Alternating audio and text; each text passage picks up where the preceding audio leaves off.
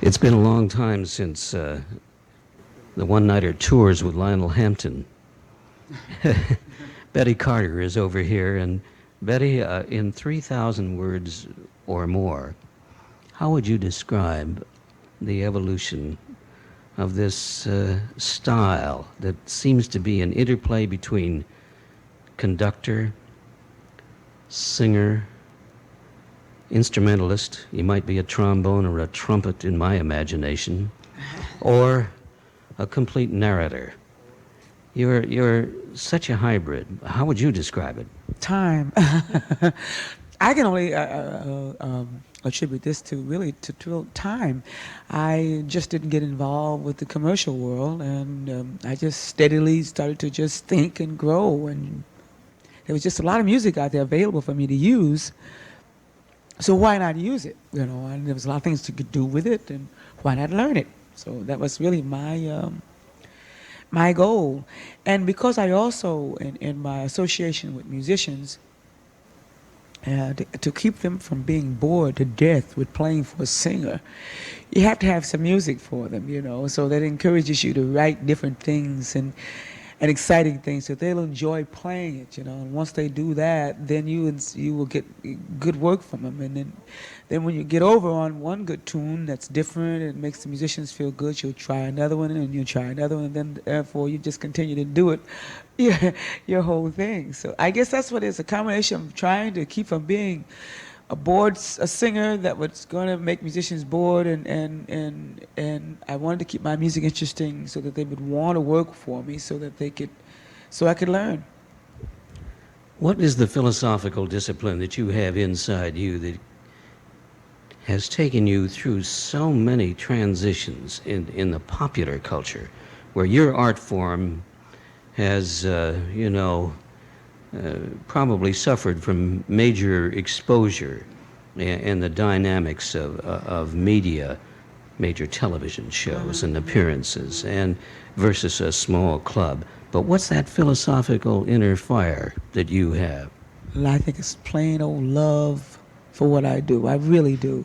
If I didn't love what I do, I don't think that I could have done anything with it.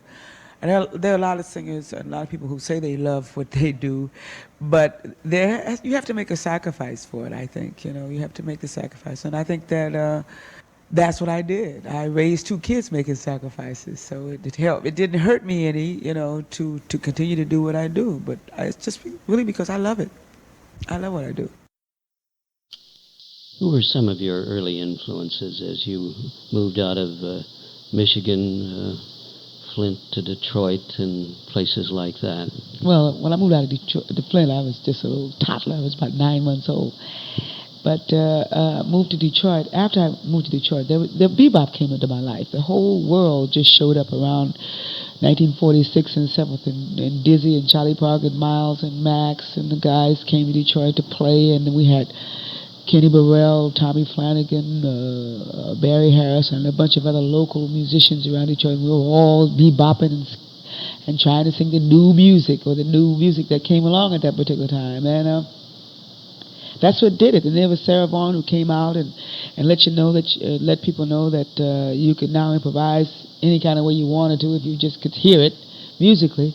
You know, you could do it if you wanted to. You know, so all of these people were probably influences on my whole thing. The musicians plus the fact that now as a singer you could improvise a little more than you could say earlier.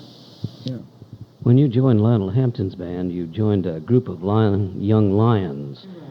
There must have been people like Clifford Brown and Quincy Jones in the band, maybe not quite at that time. No, that came in a little bit after. I had an older band, included Milt Buckner, Charlie Mingus, Wes Montgomery, Bobby Plater, let's see who else, Al Gray, Jerome Richardson, Benny Bailey, that group of musicians, you know.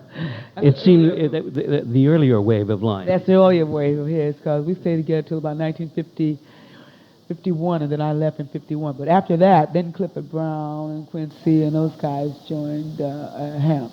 That was Art Farmer and Ernestine Anderson. Gigi Grimes. Right.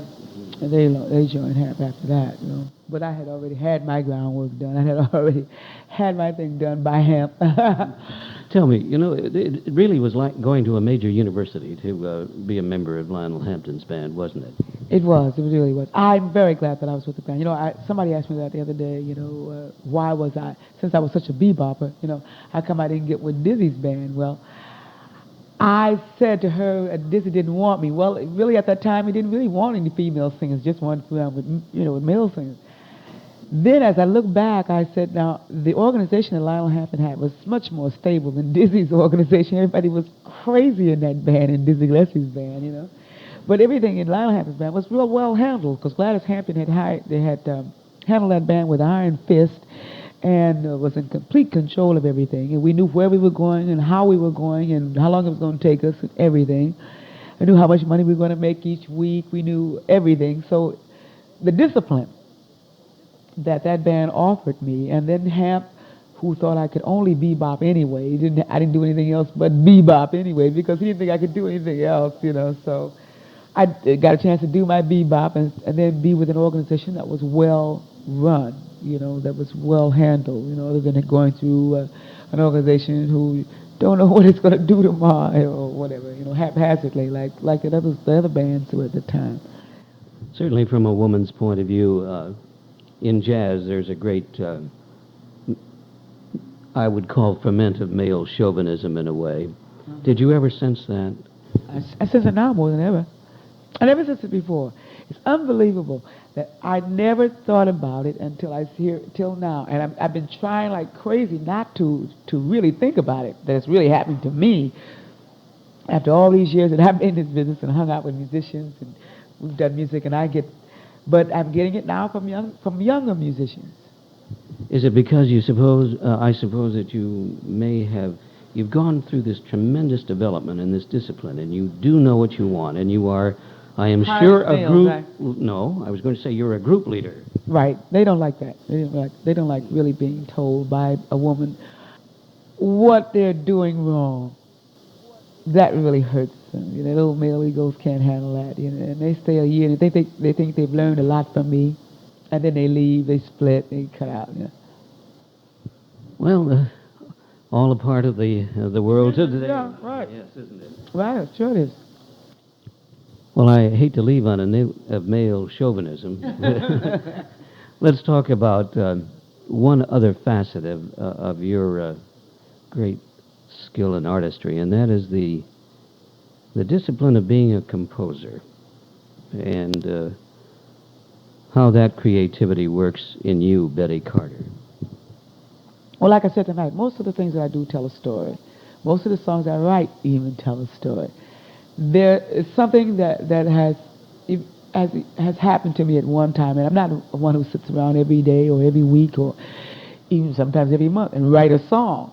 It really has to come out almost immediately. And when it does come out, it really almost comes out immediately. But it's a good one when it does come out like that. I don't sit with it, for days and days and days trying to figure out how am I going to do this tune. But most of the songs that I did tonight are tunes that just came to me immediately, and I was able to catch it, put it down on paper or tape it, and then work on it. But it's not something that I just work hard at becoming a composer. Although I think I've written some nice things. I think so. You aren't bedeviled by the elusive melody. Well, I think the melody is there. I think today we should reverse it. Like I had a guy, musicians, older musicians who've been around a long time, can't stand it when you take a melody and just change it completely. Just bugs them, So the guy wanted me to sing the melody straight, and he said, sing the melody straight and then go and improvise, right? Well, if I were going to do 9 courses of this tune, that would be well and okay. I could do the 1 course straight and do 9 improvising courses, but that's not the whole thing.